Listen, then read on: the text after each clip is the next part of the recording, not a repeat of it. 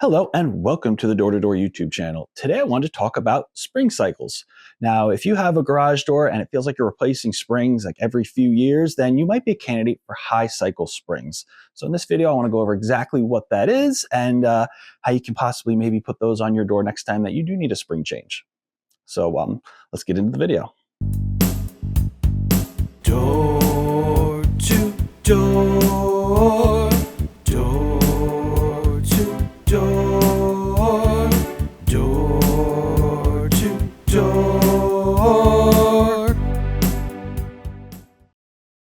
So the garage door springs are going to act as a counterbalance system. So the springs are actually what lifts and helps lower the door for you.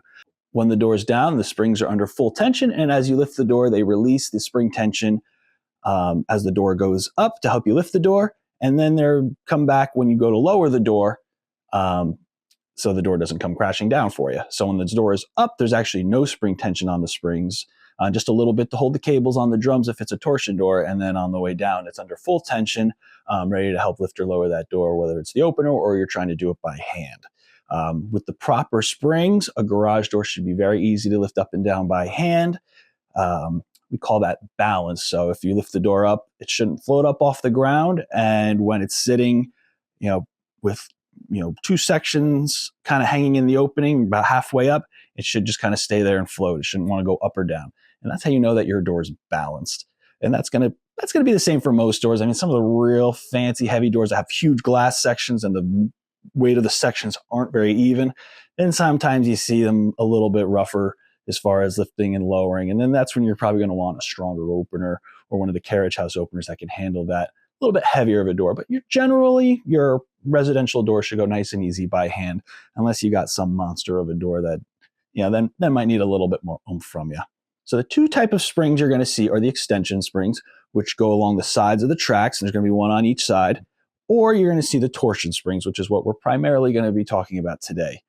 Extension springs are great. We use them all the time, especially on the single doors, but torsion springs, there's a few advantages to them, especially with the larger doors. So the nice thing about a torsion spring is you can wind the spring while the door is on the ground. Extension springs need to be set with the door in the air.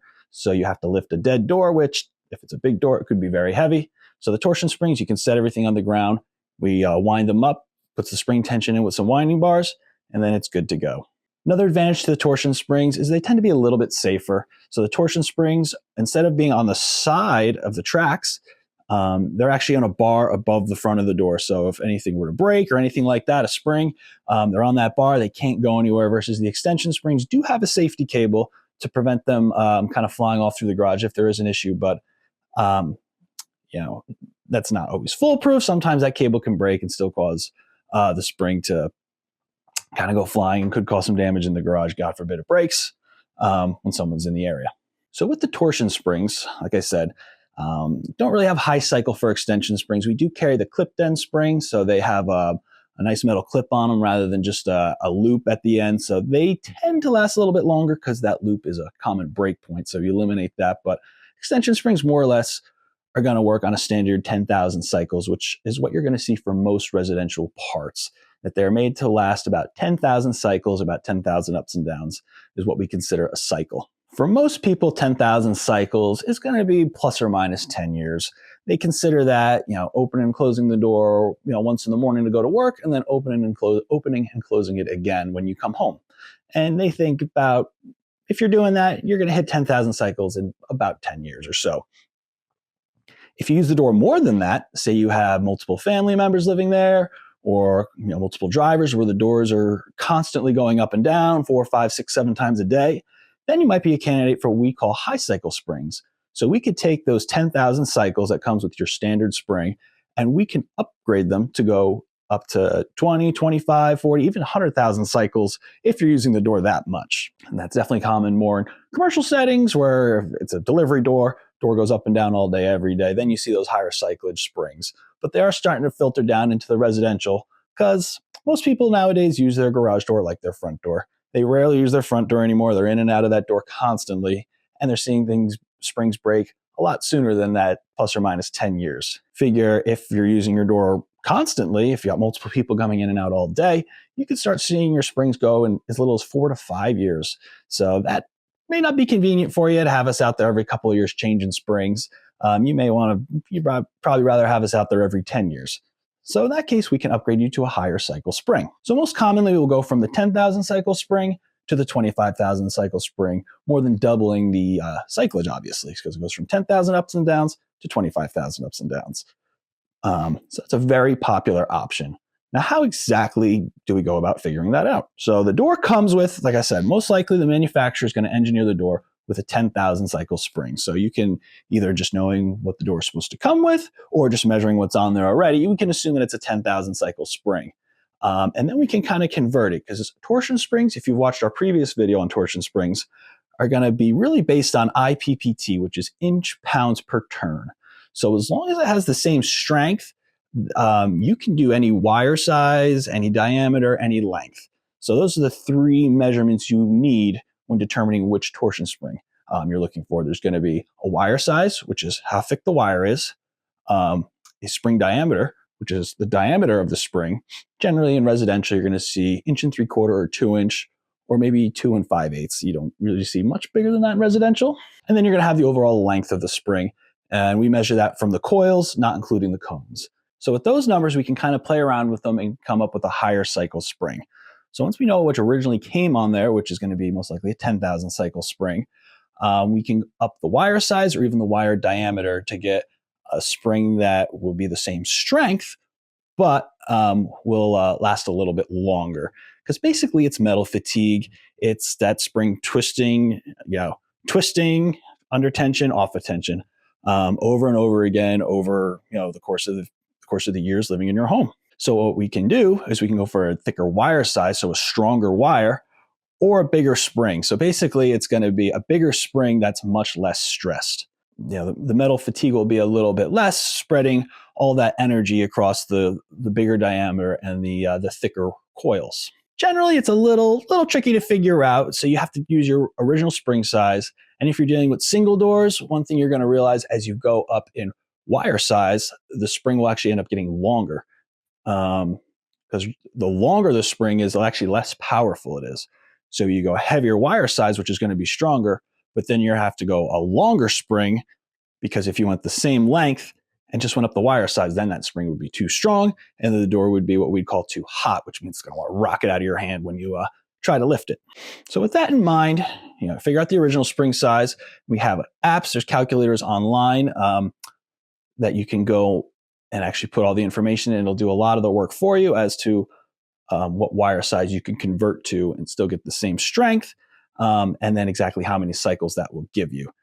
And then length can be important, especially if you're dealing with a single door, because if they get too long, then you don't have enough room on that bar to fit the spring. So you got to make sure you have a spring that is giving you the cycles, but isn't so long that it will won't fit. And that's where the wire diameter comes up. So if you have, say, a 243 wire and you want to bump it up to, say, like a 262, because that will give you the 25,000 cycles, well, now all of a sudden that spring is going to be 40 inches long, and it's just going to be too big to fit on a bar if it's only like an 8-foot tall door and you need 2 of them. Or 8-foot wide door, and you only need 2 of them. So then you can go to a thicker spring, which will still give you the higher cyclage, but then shrink it back down again when you go up to the bigger wire diameter, say going from a 2-inch to a 2 5/8 inch wire diameter.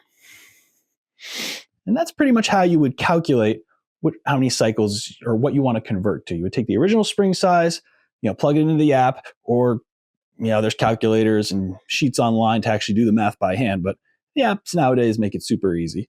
Put it in the app, and then you can kind of play wire size. I can go up to this wire size, and then really it becomes a matter of what you can find, what you can order to provide the proper spring that you want to use to up your cycles, whether it's going to be 25 or 50,000 cycles.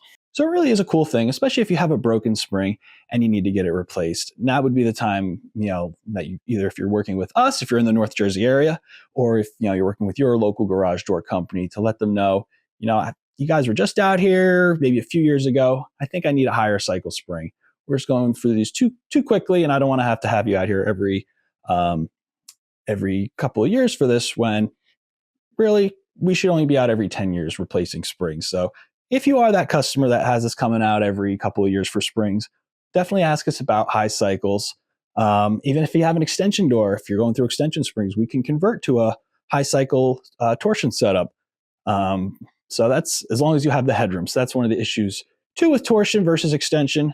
Don't need as much headroom for, which is room above the door for the extension style. So, but most likely we can convert it for you if, like I said, if you're going through springs a lot and do want high cycle springs, but don't have a torsion setup.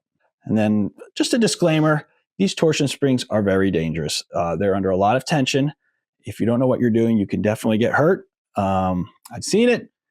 Just about everybody I work with has gotten hurt working with a torsion spring at least once. And the guys that haven't gotten hurt just haven't been doing it long enough. So I always recommend calling a professional. I wouldn't recommend torsion springs, trying to work on those by yourself. I would always say call a professional company. Like again, we're in North Jersey, happy to help you, or whoever's local to you guys, just because you really want to know what you're doing.